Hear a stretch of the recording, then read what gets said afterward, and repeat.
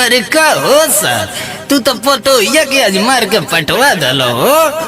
आज live model देखो का होम के रुको बे माई लगे फोन के सारा खेला बतावता नहीं हो दादा।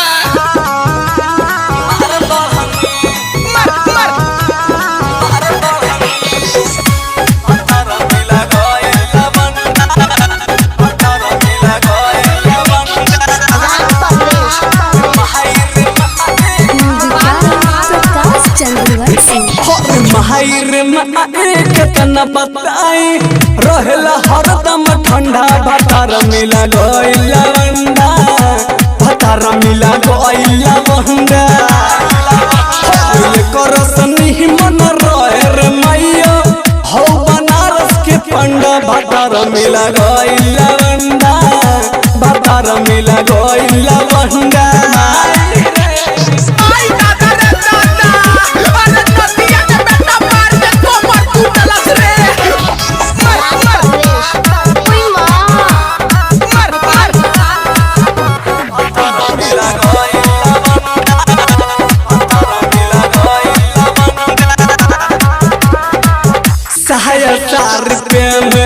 अमर लाली से करेला सिंगार रे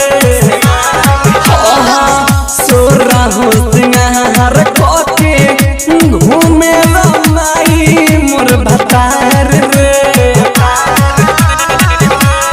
दादा आए हाय सहाया सार पेने हमर लाली से करेला सिंगार रे सोरा हो सिंगार कोके घूमे माई मोर भतार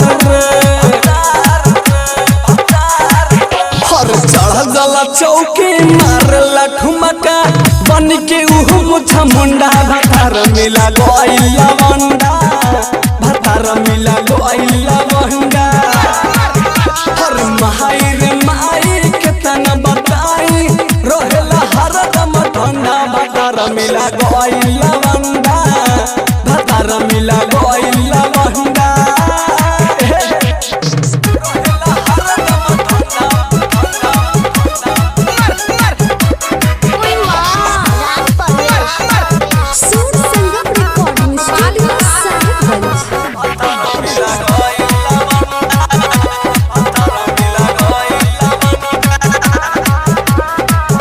राजा बाबू दया बारे में हम के अपना सारा सुख रे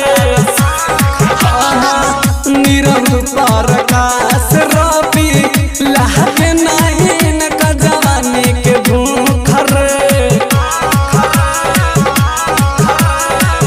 मैया राजा बाबू दया बारे में हम के अपना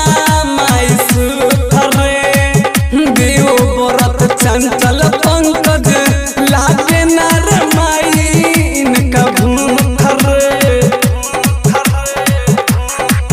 हर लागे बच्चा पहने लगा नहीं गर मोहब्बत के झंडा भतार मिला गइला बंदा भतार मिला गइला बंदा।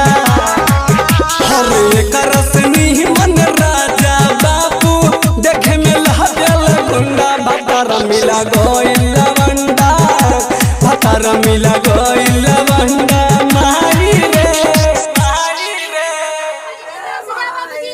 Contact number 7352676433।